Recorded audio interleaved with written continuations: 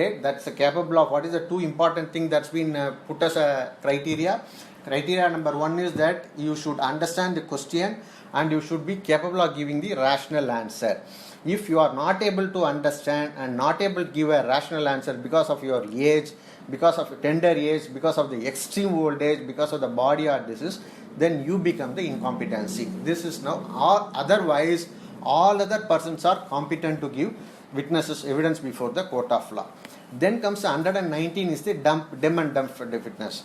In case the dumb and deaf witness, if he deposes before the court, he has to make it by sign or by writing. He has to make it in the sign or in the writing. That too it should be before the open court, and court may seek the assistance of the educator or and make an assistance of the educator or an interpreter. This is the 119 which mandates. As far as the 118 is concerned, if you could go to the case that has been rendered in 1952, Rameshwar versus State, UP, I think Rameshwar. In this a case of rape of a small girl, and the mother, she will immediately after the rape, not immediately after the rape, that's about 4 hours after the rape, she will immediately come to the house, but mother will not be there, and their mother will go to the field. Mother would have gone to the field, and therefore she will, because of the tiredness or something, she will slept, and the moment the mother comes, she will immediately weep, and she will immediately say that this is what has happened, accused raped me. This is after 4 hours of the rape, and this is a statement which is given to the mother at or about the time the incident has happened. Thereafter the mother goes and gives a complaint. So whether this statement is falling under section 157 of the Evidence Act, I will come to the 157 later, but 157 of the Evidence Act, whether this statement falls under 157 of the Evidence Act, whether this statement will corroborate the testimony of the girl before the court. Testimony of the girl before the court, which is so important. Please understand, the testimony of the girl before the court is the later statement as to the same fact. Later statement as to the same fact before the court on oath, on box. Therefore, that becomes substantive piece of evidence. The earlier statement that's been given by this girl to the mother, it becomes a substantive, it becomes a corroborative piece of evidence, and which will tend to corroborate the substantive piece of evidence given by her in the court before the inner deposition. This is what has been completely in detail that's been discussed in the Rameshwar case. In 1952, Honorable Justice Vivian Bose has given the judgment, and you can go through once you search it in the Indian Qanun or Google Indian Qanun and Rameshwar, you can get the judgment. I need not have to tell the citation. Citation is 1952, I think, ARSC 54. Page number is 54. This is. So this is how the competent witnesses and the competent witnesses who are to testify 118 and 119. The one another witness we can add is that the accomplice witness who is joining in the crime along with the other witnesses. That falls under section 133 of the Evidence Act, which will deal with that very later. I will come to 133. 133 is also an accomplice witness. 133 is deals about the accomplice witness. Whenever the accomplice witnesses are dealt with, the accomplice witnesses are seen as a tainted witness. It's seen as a tainted witness, and it's a weak witness also. Therefore, it requires corroboration under section 114 of 114B. If you superficially read the 133 will say that uncorroborated testimony of the accomplice can be relied upon for the purpose of giving conviction. Uncorroborated testimony we can proceed upon it is nothing unlawful to proceed for conviction on the basis of the uncorroborated testimony of the accomplice. This is what the 133 says. But 114, if you come to 114, the illustration B will say it is if the court is going to presume that the accomplice is unworthy of the credit, then it is required to be corroborated. Which is required to be corroborated? The accomplice evidence which is going to be deposed before the court is required to be corroborated in the required to be corroborated by the independent witness. This is how the balance between 113, 133 and 114B has to be construed. For this purpose, if you take into consideration a child witness, you can go to 4 judgments which I'll say that it's a case is the Panch, P-A-N-C-H-I Panch, Ashok Dikshit, and very recently Alakhu Pandian, and one another very recent judgment in which Honorable Justice Nagamuthu, being a senior advocate in Supreme Court, he appeared, Digambar Vaishnav, in which all the cases, Om Prakash, and one another case is Om Prakash, and all the cases have been dealt with. In case of child witness, since it is prone for, as far as Rameshwari is concerned, the 1952 judgment will say it's not required in all the cases. Corroboration is required. There are some cases which does not require corroboration, which inspires the confidence of the court. See, even the single witness which inspires the confidence of the court, on the basis of the witness, the conviction could be affected. But in later judgments, suppose if it does not inspire the confidence, the single witness or the victim of the rape, if it does not inspire the confidence of the court, in those incidents, then the court will look for the corroboration from some independent source, and they allow to see that, say, it is corroborated, the substantive evidence which is given before the court is corroborated. This is how it has to be balanced. And these are the 4 judgments which pertain to the child witness I gave, and it could be read over. And then subsequently, this we will come to the accomplice. Accomplice witness, the very first, if you go to one case that's been dealt with, the judgment has been rendered by Honorable Justice Nagamuthu, Banu versus State of Tamil Nadu, the very recent judgment was 2016 or 17, in which the accomplice witness, he will deal with the accomplice evidence, the PW 79. PW 79 is one of the witness, he will involve in the occurrence, but subsequently he will withdraw. And subsequently will withdraw, but A2 will directly in contact with the A3. A3 was, earlier it was introduced by 79, and now 79 will become the approver, and the approver witness could be believed or not is the prime question that's been dealt with in the Banu's case. In the Banu's case, if you see the Banu's case, the Honorable High Court, Honorable Judge will rely upon four or five important judgments. Sarwan Singh, number 1. That's in the year 1958, I think. The Sarwan Singh, I'll just take it out and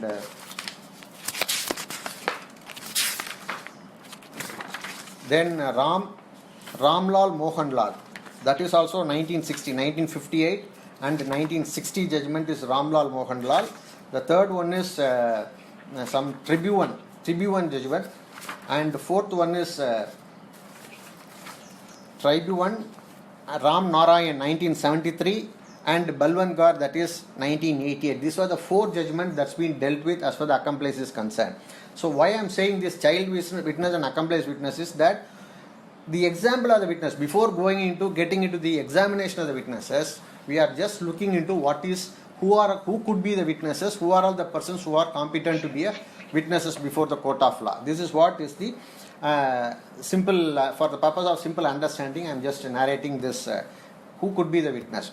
So these 5 cases he has dealt with in Banu's case pertaining to the accomplice being the tainted witness, accomplice being the weak witness, he has to pass 2 tests that's been put by the earlier judgments of the Supreme Court. Number 1 is the test of reliability, whether he is reliable or not is the first test which has to be passed by the accomplice, and the second one is the test of corroboration, whether the accomplice witness is corroborated by independent any witnesses who are deposing before the court. If the corroboration is not available, then the accomplice will be a weak piece of evidence who will not be sufficient to affect the conviction, who will not be sufficient to convict the eviction, though he may be partly reliable or not reliable. That's a whole judgment that's been discussed. This is a discussion that has been carried out and examined. This issue was examined very in-depth detail in Banu's case.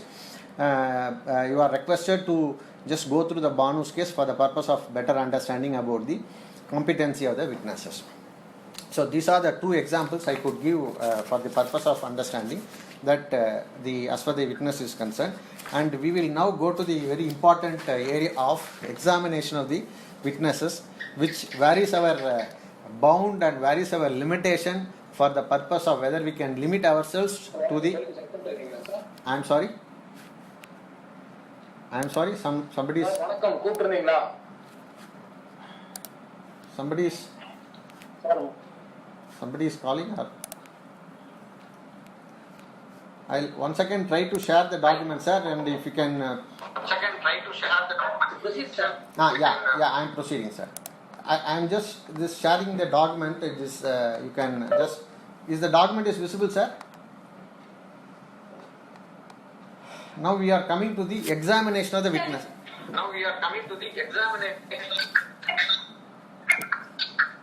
Sir, if you see Section 5 of the Evidence Act, the Evidence Act puts a limitation for the what are all the area in which we can lead evidences.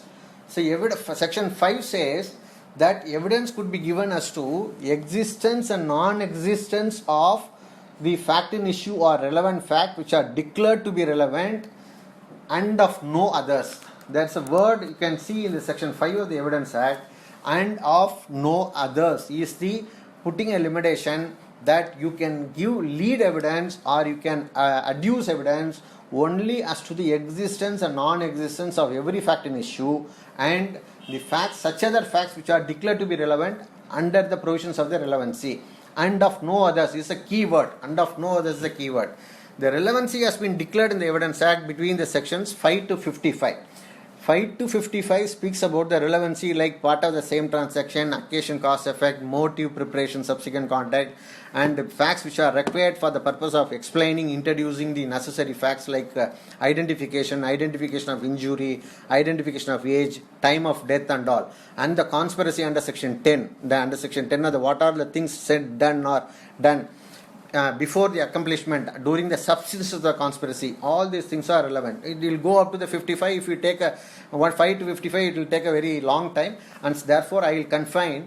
So what is my point is that you can lead evidence only between 5 to 55 and of no others. This puts a bar. Section 5 puts a bar and of no others. Similarly, if you compare the Section 5 with the Section 136 of the Evidence Act, 135 speaks of the general order and protection of the examination of the witnesses, which is regulated by law, which is stipulated under Section 155. It's not so important, which is regulated by law.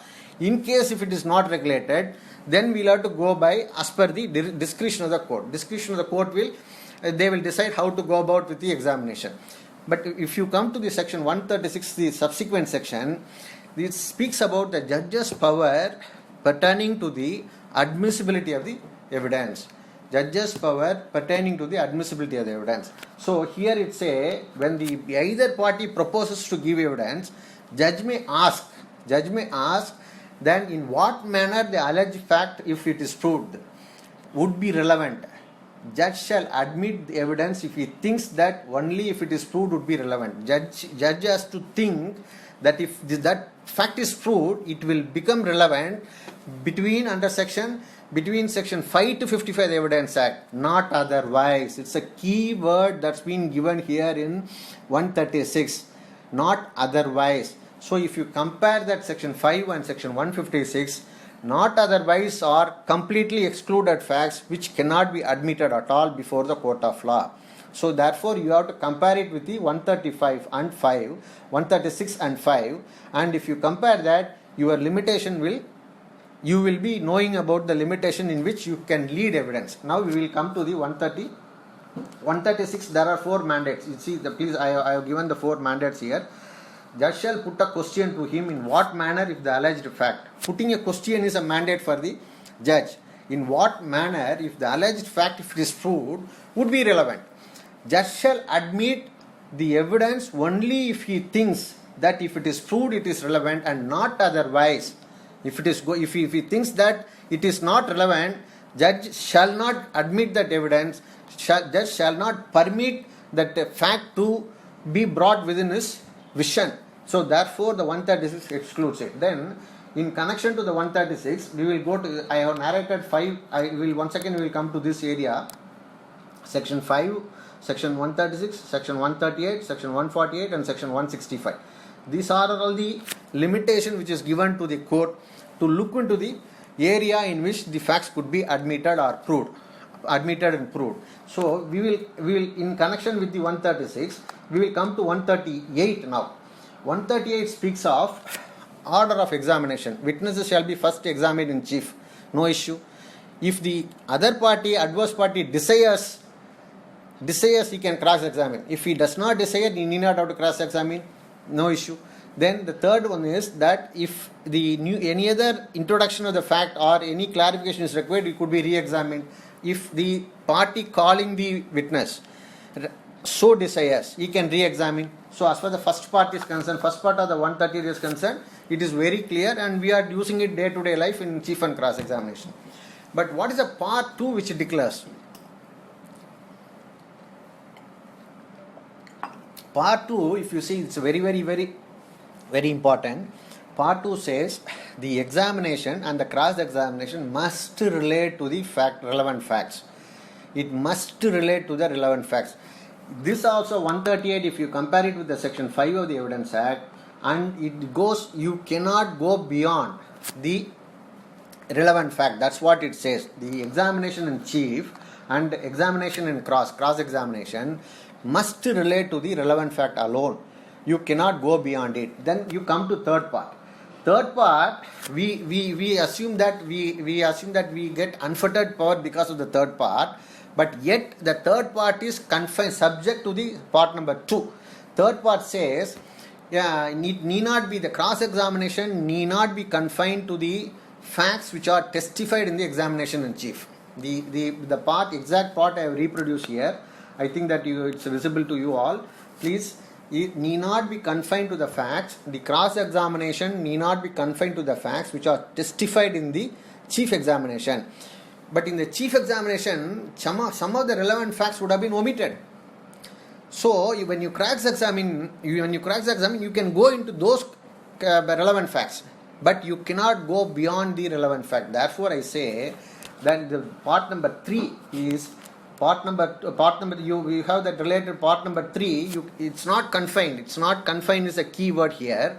It does not mean you can go beyond the relevancy and you can also go for the irrelevant fact. It's not the meaning of it, and subsequent sections will prove that same. We'll go to the subsequent section also. The 138, you please understand. It says about witnesses shall be first examined in chief, then the adverse party so desires shall cross-examine. If the party calls him so desires, re-examine. Then the second part, that's the first part. Then the second part, the examination and the cross-examination must relate to the relevant fact. The risk of repetition, I'm saying, must relate to the relevant fact. Then it need not be confined to the facts which are testified in the cross-examination. This is what the unfettered, we feel like we can cross the limit and go beyond this relevancy. When you compare it with the section 5, section 136, section 138, then which puts a limitation, we'll have to travel within the relevancy of fact which is stipulated between the 5 to 55. Then we'll go to the section 138, then we'll go to 147. 147 says if the question relating to matter relevant to the proceedings, that is matter relevant to the issue, then you are compelled to answer. That's a separate topic, whether it's a compulsion, is there or it's a compulsion is not there, and this witness, once it is compelled, whether he is getting excuse under section 132 of the Evidence Act. It's a very big topic. For this case, you will have to read the Dina's case, which is connected to the Banu's case, where you will have to go to Dina's case for the purpose of seeing what is the meaning of the legal compulsion, and he is not compelled. When the compulsion will come when the question relates to the matter relevant to the issue, matter relevant to the proceedings, suit or proceedings. If that is the case, the compulsion, if it relates to the matter relevant, then the compulsion. If it does not relate to the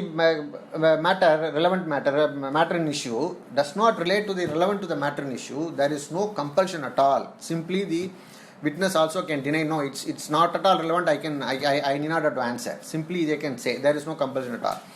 If the compulsion comes, and because of the compulsion, if it incriminates the witness, that tend to incriminate that whatever the answer I am going to give as a witness, if it is going to incriminate me, then the incrimination will fall under section 132. Therefore, I have given the 132 here, and whatever the incrimination, you are now protected from being prosecuted or being arrested. you are being a witness, you are now incriminated, your answer is incriminating you, and can you be arrested for this? 132 gives a protection. That it's a very separate topic which we'll have to deal with later, because we are in connection with the 136 and 138 and 148. I'll come to the next 148. 137 is up to 137. It is relevant and connected to the matter. What is connected to the matter? Now 148 goes beyond the relevancy. If it is not relevant to the suit or proceedings, any question is put forth. If it is not beyond the suit or proceedings, then the court shall warn the witness. Please understand here I have written here, please, the exact reproduction of the section. The court shall warn the witness that he is not obliged to answer. Is it happening in the court? You are not obliged to answer. We never say in the court we say that you are not obliged to answer. When you are not obliged to answer, you please once again please go through the section 148. If such a question relates to the matter, not relevant to the suit or proceedings. If the question is relating to the non-relevancy or going beyond the relevancy between 5 to 55 of the Evidence Act, not relevant to the suit or proceedings, except in so far hereinafter exempt, except some exemption is here. Now I will come to the exemption, because the 146 is an exemption, we can go beyond the relevancy. 146 is an exemption. But here, court shall decide whether or not witness shall be compelled to answer. Court is having a very wide discretion here and can warn the witness, you are not obliged to answer, if the question goes beyond relevancy and not relevant to the suit or proceedings. In case, we will come to in those circumstances, in exercising the discretion, you please see this. In exercising the discretion, court shall have regard to the following consideration. What are all the considerations the court shall regard? If the question here, the four illustrations are given in which the Evidence Act classifies a question as proper question, improper question. Please understand, we have seen the leading question, which means that whatever the answer expected, that answer is pulled out from the witness. That just such kind of witnesses are called the leading witnesses. Here, the Evidence Act defines about the proper question. What is the meaning of the proper question? Then what is the meaning of the improper question?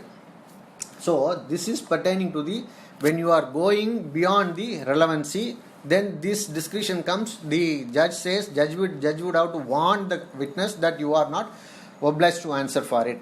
So if you go beyond the relevancy, then this portion has to be this 148. We will complete the 148. Then we will go to the 146 for the purpose of comparison of this thing. Then what is called proper questions?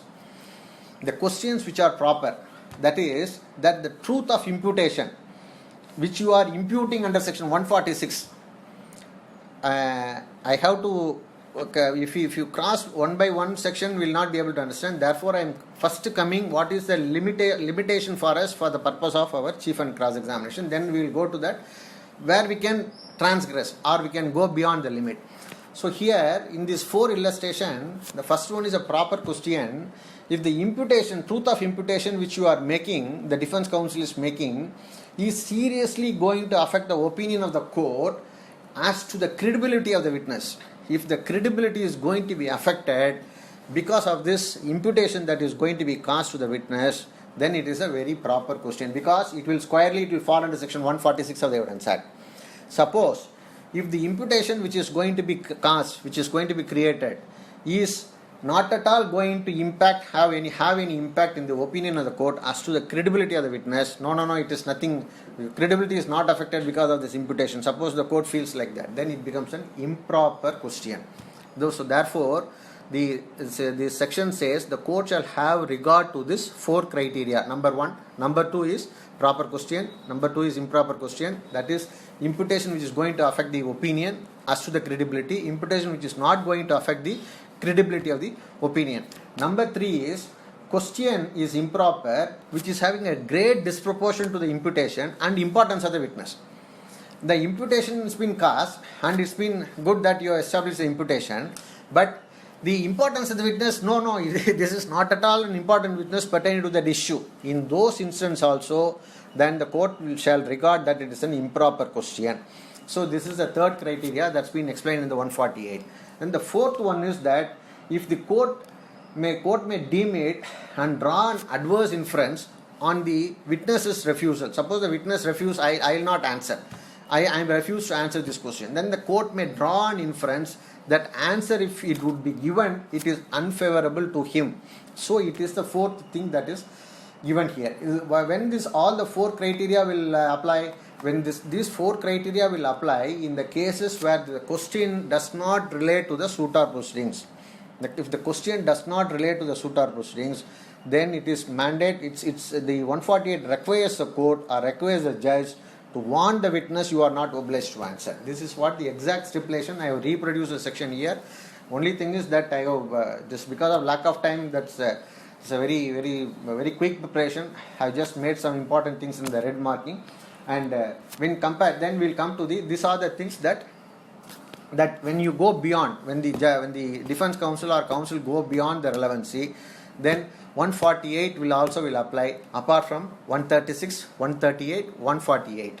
Then you come to 149, which is a very important provision, which is also connected to section 136, 138, 148 and 114. Suppose if you are asking a question which is unreasonable, if the such question as is referred to under section 148, such as causing imputation and other things, that is unreasonably asked, that imputation is not a well-founded imputation, then what mandates here, the questions not to be asked without reasonable grounds. If the imputation, you have a strong ground for the imputation, you can ask for it.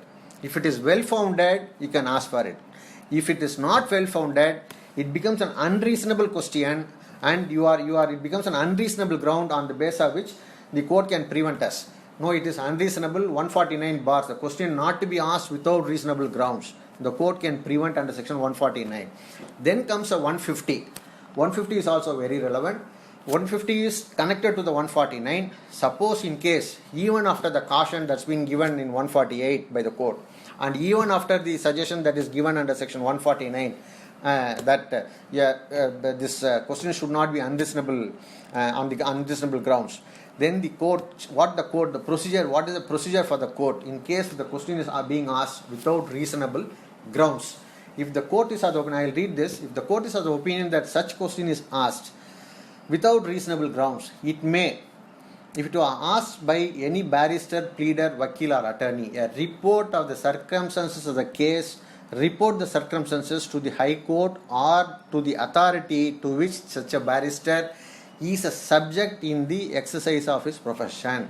This 149, if you go beyond the reasonable grounds, for the purpose of imputing the witness, the court can report to the High Court, or it can also report to the bar councils, the authority under which our profession is coming under, or under which we are subjected to any sort of professional ethics or ethics.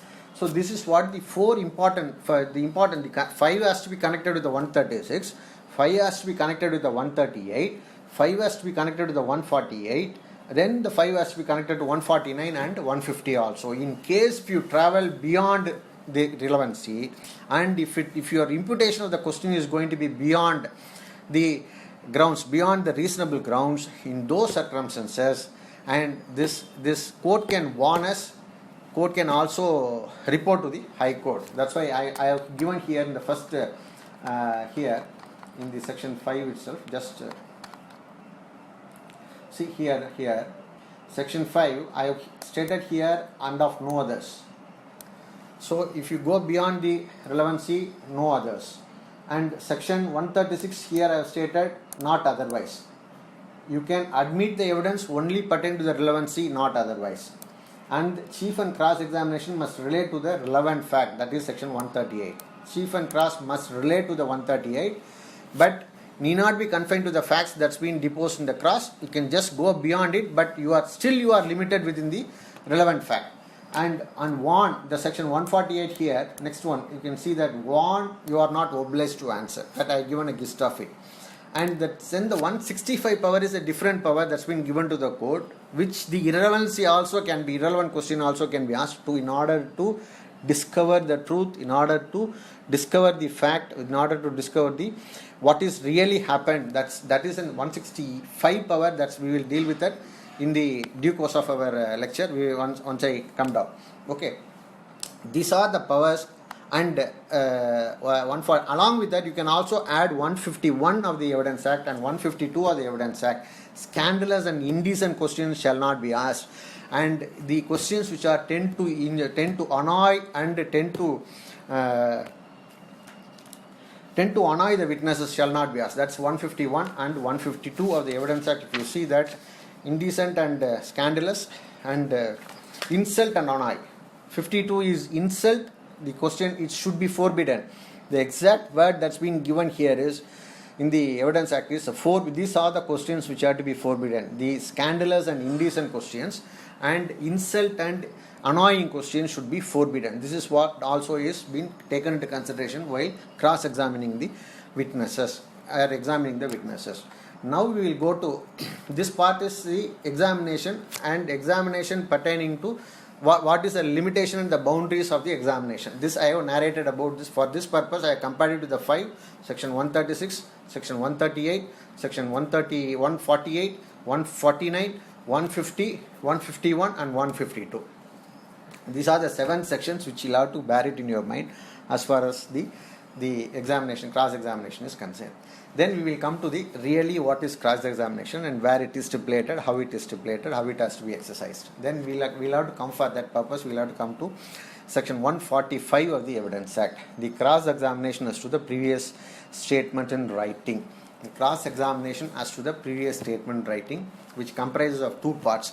Before that, I would like to enlighten you pertaining to certain fundamental things that still we are groping around.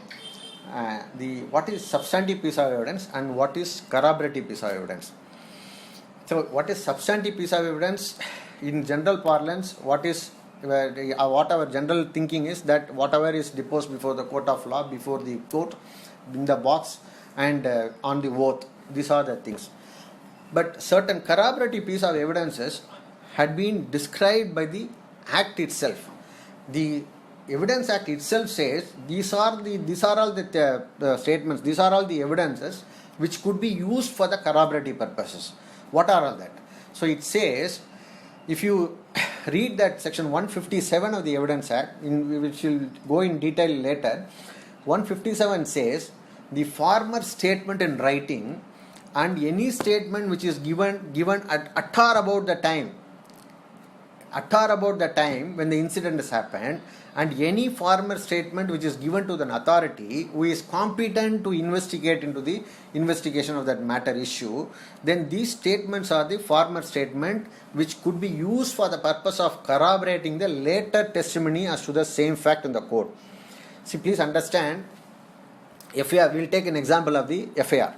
FIR is a former statement which is given to the officer in charge of the police station or the police officer immediately after the occurrence, and this statement is given to the authority who is competent to investigate. So therefore, FIR has been determined and described as a corroborative piece of evidence in the Evidence Act itself under section 157, and any previous statement in writing like that of 161 statement or any previous statement reduced into writing to the doctor like accident report, or any previous statement which is like postmortem report, and any previous statement which is like identification report, all these statements could also be termed as the previous statement in writing, which will fall under section 145 of the Evidence Act.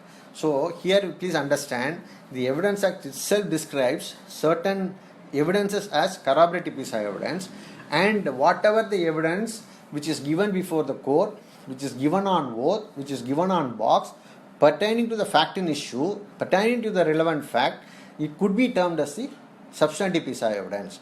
The conflict, the thing is, the issue is whether this substantive piece of evidence alone is sufficient to convict, or it requires certain corroboration under section provided 157 or 145 for the purpose of giving a weightage to the substantive piece of evidence which is given in the court. That's why I earlier explained, in case of a tainted witness like accomplice, in case of a witness that is doubtful, or some additional weightage is required for the purpose of getting the sufficiency to go for conviction, we will have to look for the corroborative corroborations. So these are the things which are corroborative pieces of evidence, and all other witnesses which are deposed before the court. And one other thing which I will have to add, which were perceived by senses with respect to the fact in issue and the relevant fact. So substantive piece of evidence will say that it should be before the court, it should be before on oath, it should be pertaining to the fact in issue and relevant fact, and it should have been perceived by the witness of his 5 senses as stipulated in the section 3 of the Evidence Act. If you go to section 3 of the Evidence Act and ask me to explain in detail, it will take another half an hour or 1 hour. So we will take that session separate pertaining to the relevancy and the definitions what is stipulated in the section 3, and we will deal with it separately. And whatever is being perceived, we can simply, for the purpose of understanding, we can say whatever is perceived by senses pertaining to the fact and issue and relevant fact, and pertaining when it's deposed before the court of law on oath and on box on affirmation, it becomes a substantive piece of evidence. And certain pieces of evidences like the former statement which is stipulated under section 157 and the previous statement in writing which is stipulated under section 145 of the Evidence Act, or will become the corroborative pieces of evidence which as per the case, as per the facts and circumstances of the case. These are the broad explanation which I can give pertaining to the substantive piece of evidence as well as the corroborative piece of evidence. Now we will come to the cross-examination, this 145 of the Evidence Act. 145 and corroboration. It's the fourth part which I have divided as far as this topic is concerned. That is corroboration and contradictions.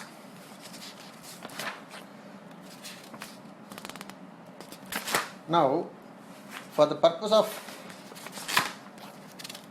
cross-examination, we will go to section 145 of the Evidence Act.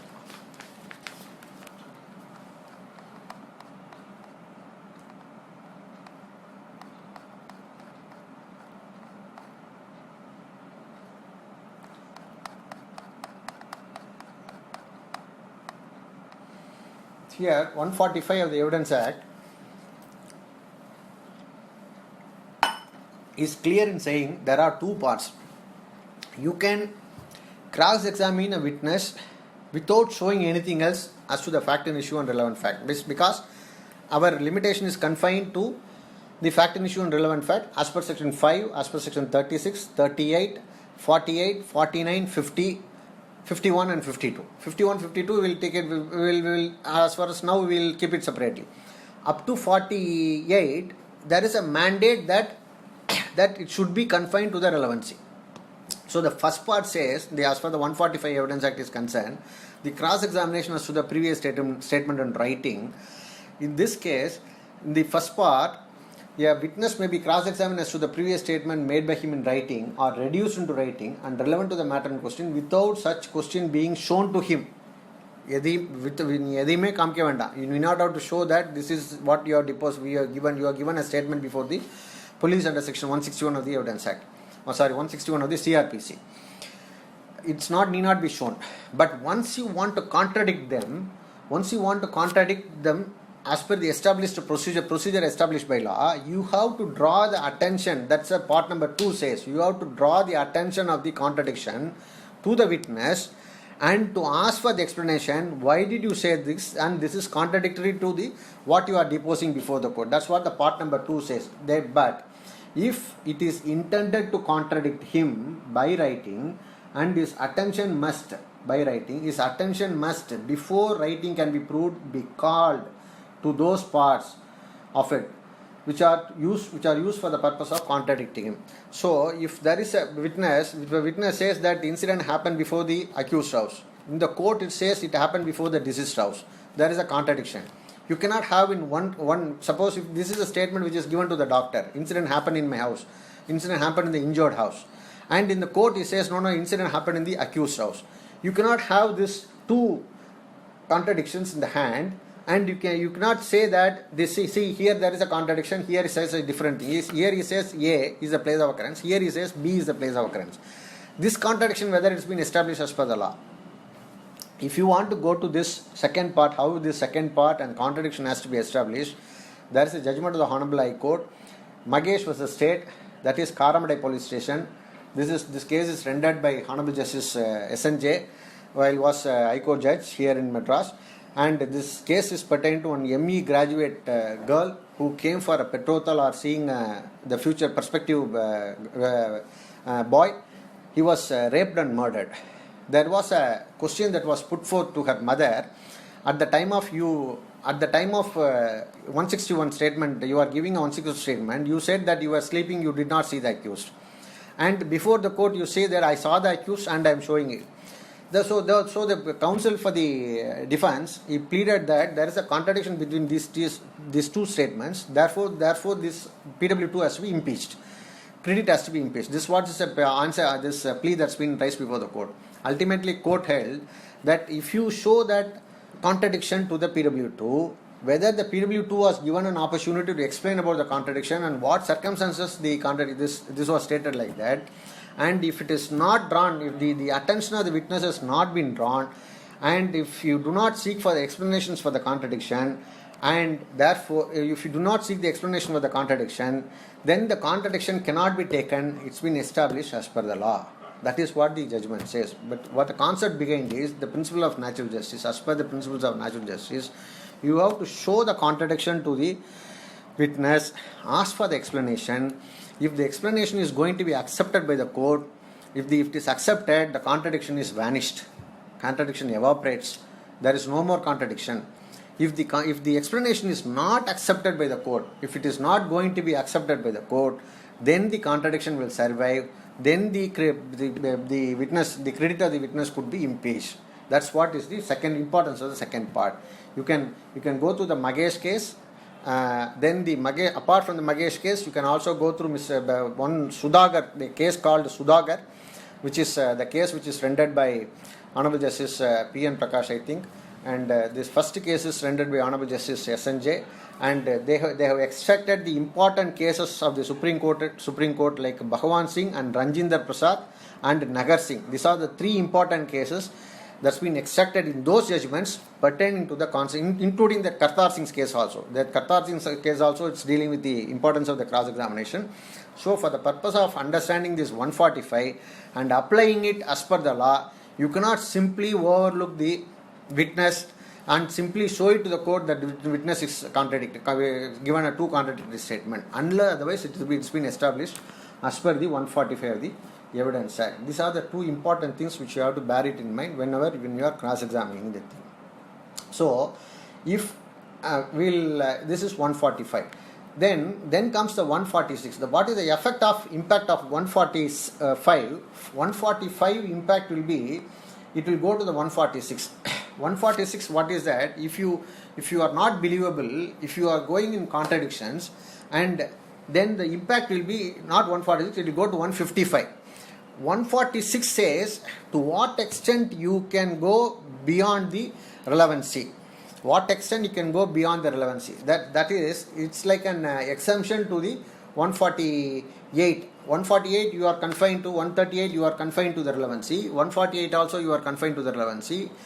You can travel beyond the relevancy as per what is stipulated in the 146. 146 says that you can put a question, what exactly it reproduces when the witness is examined. He may, in addition to the questions herein before referred, what before referred? Before referred is under section 138, under section 136. Before referred, in addition to the question before referred, be asked any question which tend to test his veracity, discover his position in the life, and to shake his credit by injuring his character. Shaking the credit and injuring these are the three things and areas where you can go beyond the relevancy. as stipulated under section 138 of the Evidence Act. So this you can, once again I will recollect, you can test the veracity of the witness, position of the witness, and the shake the credit by injuring the character. That is, you are touching upon the character of the witness. If you take that character of the witness, then you can connect the 146 with the 148, imputation, truth of the imputation, which affects the opinion of the court as to the credibility, and truth of imputation, which does not affect the credibility, which does not affect the opinion of the court as to the credibility. If this is compared, you can now come to the conclusion where if you want to impeach the credit of the witness, you can touch upon the character, you can touch upon the imputation, and which would tend to affect the opinion of the court as to the credibility. If it tends to affect the credibility opinion, then it will fall under section 146, then ultimately it will fall under section 155, where the credit of the witness will be impeached, where he will become an unbelievable witness or rejectable witness. I cannot take anything into consideration, you cannot be credible, and no weightage could be given for the purpose of any conviction. What 155 says. So the impact of 145, once a contradiction has been established, it will fall under section 146. 146 is veracity testing, position testing, and character testing, and ultimately it will fall under section 155 of the Evidence Act, impeaching the credit of the witness. What it exactly stipulates, I reproduced here. The credit of the witness may be impeached in the following manner. Credit of the witness may be impeached in the following manner. The 155 stipulates, number one, putting a witness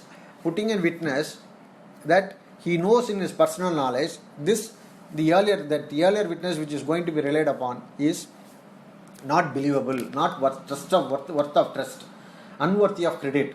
So you are putting in another witness to prove that the earlier witness is unworthy of credit, number one. Number two, he has been bribed for the purpose of giving the witnesses. For the purpose of giving this evidence, this witness has been bribed. This testimony has been obtained by means of the bribe, by illegal means. Therefore, if this is going to be proved, if the bribe is going to be proved, this credit will be impeached. The third one would be then proof of the former statement. Proof of the former statement which is inconsistent to what is being now deposed before the court. So here it says the proof of the former statement inconsistent with any part of the evidence which is liable to be contradicted, to prove the former statement inconsistent to the present the deposition which is being given before the court. These are the three ways in which the credit of the witness could be impeached. So ultimately 145, once you use that 145 and the contradiction has been established, the effect will be that 155, the effect is that the credit of the witness will be impeached. So for that purpose, you can very well you can read that the Vadivel Devar case in 1957. It's a very beautiful judgment that's been rendered, wholly reliable, partly reliable, neither partly reliable or not wholly reliable, or it's a portion alone is reliable. We can take it as a portion alone is reliable, wholly reliable, wholly unreliable, and partly reliable. A part of it could be relied upon. These are the three important criteria that's been devised in the Vadivel Devar's case, and this how the for 145 the Evidence Act. 145 evidence also I have given two judgments for that. For that purpose, you go through Magesh versus State and Sudhagar versus State, wherein Bhagavan Das versus state of UP or Punjab. I think that it's been Supreme Court judgment that's been extracted. Ranjinder Prasad, that the Supreme Court judgment has been extracted, and as well as the Nagar Singh is a 100 judgment that's been extracted. So Bhagwan Singh judgment that's been rendered by Honorable Justice Vivian Bose. So that will give a very clear picture about that how this contradiction needs to be established before the court of law. Now this is pertaining to the contradictions. Now we will come to the 157, which is the corroborating section. Then the corroborating section, I earlier said the former statement could be used for the purpose of corroborating the later testimony as to the same fact. So here, what is that former statement? Therefore we need to understand what is that former statement. For that purpose, we have given they are given two criteria here. A statement which is made at or about the time when the incident has taken place. A statement which has been made before the authority who is competent to investigate into the matter. These are the two statements which are the statement which are former statement. This statement, what is the evidentiary value of this statement? These statements are the statement which could be used as a corroborative piece of evidence to corroborate and strengthen to give weightage to the later testimony given before the court pertaining to the same facts. This is what is this. Please understand, in the FIR, in the contents of the FIR, if it is going to be deposed by the author of the FIR before the court, then we can say then the contents in the FIR corroborates the substantive piece of evidence which is deposed before the court. So FIR is a corroborative piece of evidence, and the main deposition, the testimony before the court, is the substantive piece of evidence which is used to corroborate under section 157 of the Evidence Act. So, but what is the purpose? What is the criteria? The statement should have been made at or about the time when the incident has happened, or before the authority which is competent to investigate. Suppose the 164 statement of the witness is given to the magistrate. 164 statement, not confession. Please understand the difference between the statement given by the witness and the confession given by the accused. And the statement is recorded under section 164 of the Evidence Act, is before the magistrate, and if this statement is going to be used before the court, and this statement could be used only as a corroborative piece of evidence, then if you see the case of Mecheri police station, Murugesan, Sars knows very well about the case. Probably you would have conducted the case, I think. Sir Papa Mohan sir, you must be knowing about it. You only made me to read the judgment. That's a Mecheri police station case where the witness, two witness, PW3 and PW34, the both will give a 164 statement before the magistrate. But in the court, they will never say anything. Even the PP will not ask that whether you gave 164 statement before the court, whether this is a statement that's been given to the magistrate, and whether he did not even mark the statement through the PW3 and PW4. But the 164 statement was marked through the magistrate. Therefore, the court will record, the Honorable High Court will record, there is a corroborative piece of evidence which is available, but there is no corresponding substantive piece of evidence. Please understand this point. PW3, and I'll once again repeat the repetition. There's a repetition. Please apologize me for this. Is for the purpose of understanding you and making you to understand. See, there is a 164 statement which is available of the PW3 and PW4 that A attacked the deceased with the cricket bat and he died in the spot. He was taken to the hospital. 164 statement was given to that effect. Then PW4 also gives a 164 statement. When the PW3 and 4, when they deposed before the court, they did not even whisper about the 164 statement which was given before the magistrate. Now, the 164 statement is a part of the charge sheet or this part of the record which is available now. There is a corroborative piece of evidence available. There is no corresponding substantive piece of evidence to corroborate, because the PW3 and PW4 did not depose anything before the court that we gave the 164 statement. Subsequently, the magistrate comes. Magistrate was called as a witness. These 164 statements were given by the PW3 and PW4 were marked through the magistrate. See the beauty of this case. It was marked to the magistrate. Then ultimately court held the marking should have been done through the PW3 and PW4 who were the author of the 164 statement. But it has not been done so. So therefore, the corresponding substantive piece is not available. Only the corroborative piece is available, which cannot be used at all. So we'll have to throw it in the bin. That's it. That's what the dictum says. This is how you have to understand the statement which is made to the authority competent to investigate. Here, the magistrate is taken as there are so many judgments of the Supreme Court. The magistrate is taken as the competent authority who is aiding the investigation officer. Therefore, this 164 statement is also considered as a statement which is given to the competent authority. Then we will come to this. This is the second part of it. Second important the condition that's been stipulated. What is the first one? First one is the statement which is made at or about the time when the occurrences happen. So what is the meaning of it? At or about the time which the occurrence is happened. If you take this same Honorable High Court judgment, one judgment by name called Priya, where the deceased name will be Mala, in that statement the neighbor will come and attack, the deceased will be attacked by the neighbor, that is, I think that the Priya, that name is Priya, attacked by the neighbor will be seen by the child aged about 8 years. You will immediately run out, and she will say to the brother who will be playing outside the house that mother has been attacked by the auntie who is residing with the neighbor, the auntie who is the neighboring auntie. So this is what the statement which is given by the one of the children of the deceased to the another child of the deceased, that is sister giving to the brother. This statement is made at or about the time when the incident has happened. When this girl comes and deposed before the court that I gave a statement to my brother, I told my brother that mother was attacked by auntie, immediately after the incident has happened, it becomes a substantive piece of evidence before the court, and the brother who is deposing it, yes, my sister also came and said me that immediately of the occurrence, that my mother has been attacked, the deceased has been attacked by the neighboring auntie. So these are the statements which had been made at or about the time when the incident has happened.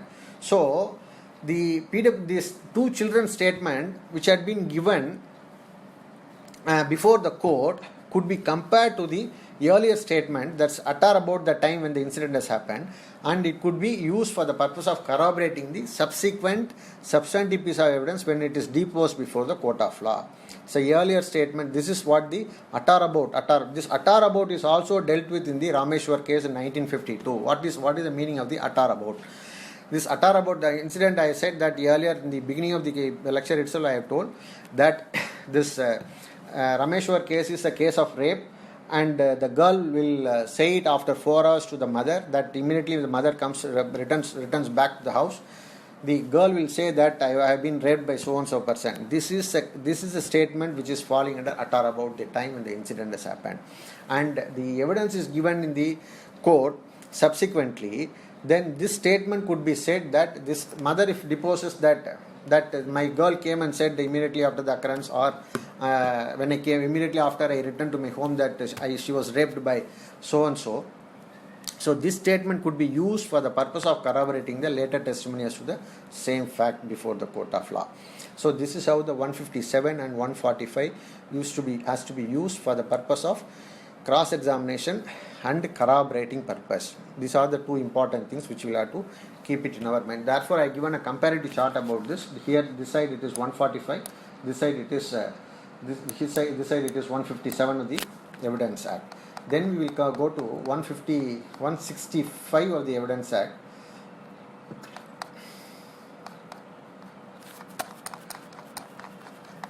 Where the judge's power to put a question.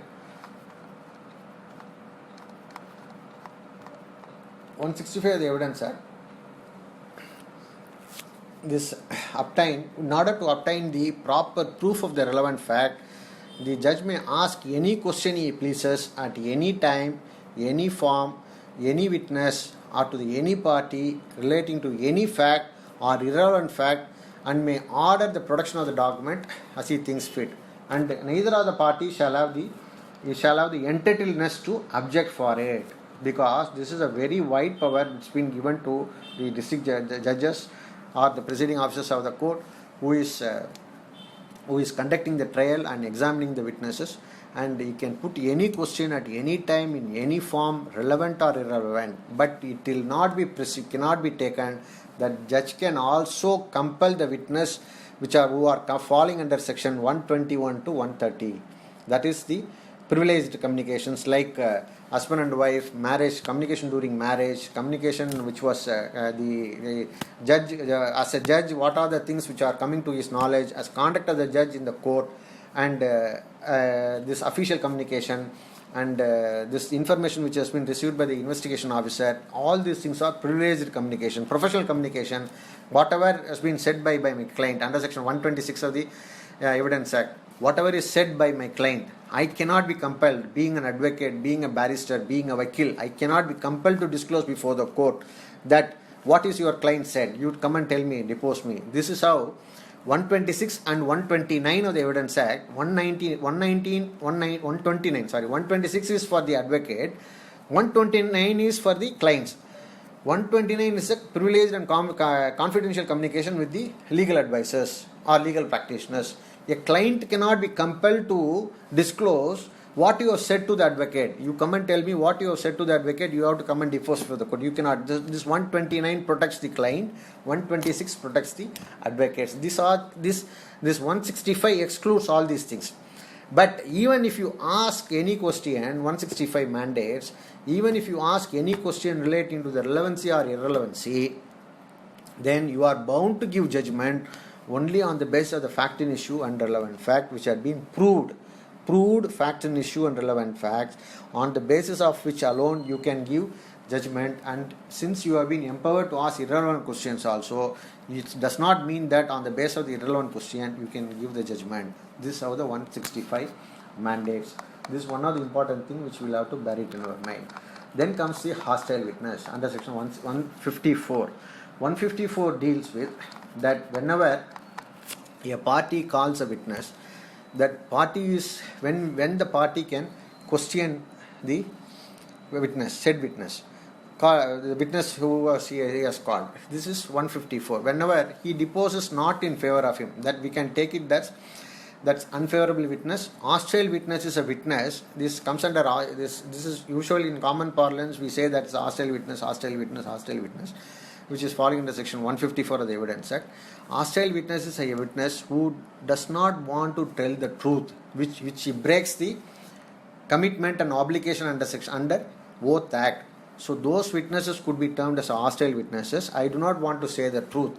So those witnesses could be termed as a hostile witness as per the judgment that's been written by Honorable SNJ, that in I think it is Ganesan Satyamangalam's case, which is extracted here and there. I'll just go through that. And in that case, it's a hostile witness has been termed. What is the meaning of the hostile witness? Who is not willing to give the truth, real truth of the case. That is this is a hostile witness, and the witness is the one who is an unfavorable witness. The unfavorable witness is a witness who says that instead of proving the fact in issue and relevant fact, he will tend to prove some other witness. That is what he has been termed as the unfavorable witness. I'll just take that paragraph, extract of that paragraph.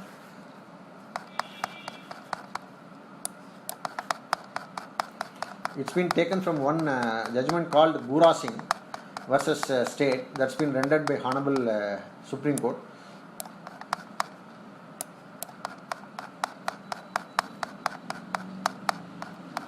Here this is the hostile witness.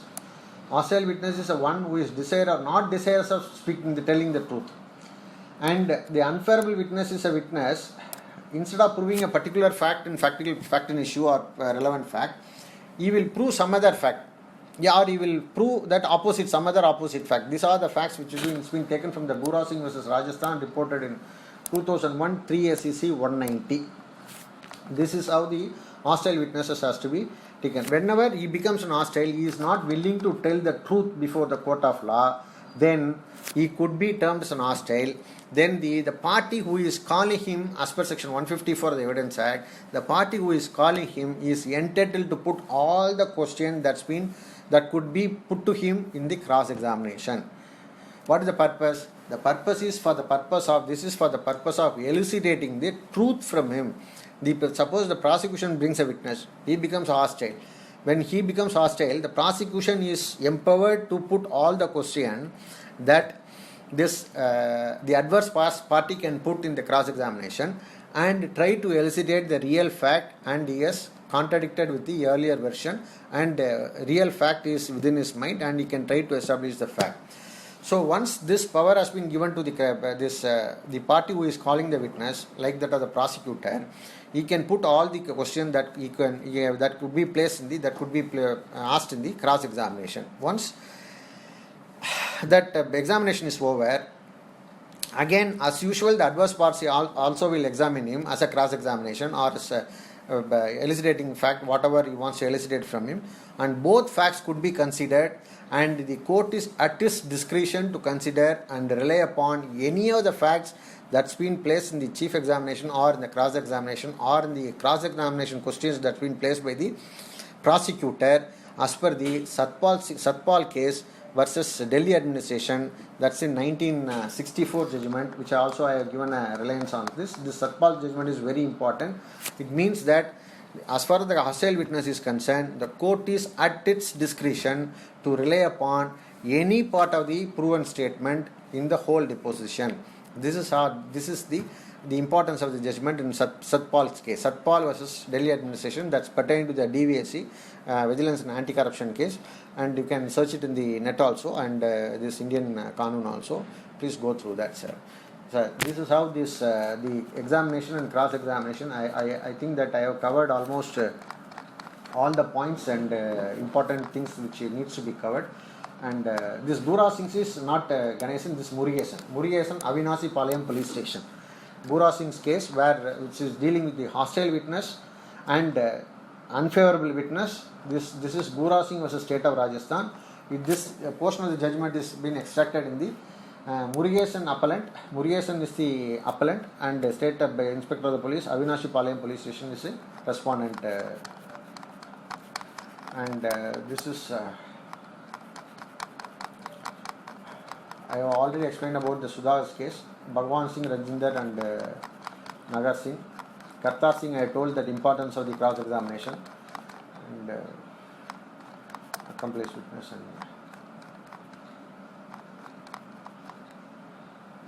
So this is how I have given a clear picture about. I hope that I have given a clear picture about this examination, chief examination, cross-examination, examination of the witnesses, relevancy, and the examination should be confined to the relevancy of the facts, and the topic which has been given given detailed lecture has been given about that. And thank you very much for this opportunity that's been given to me. And I express my sincere thanks to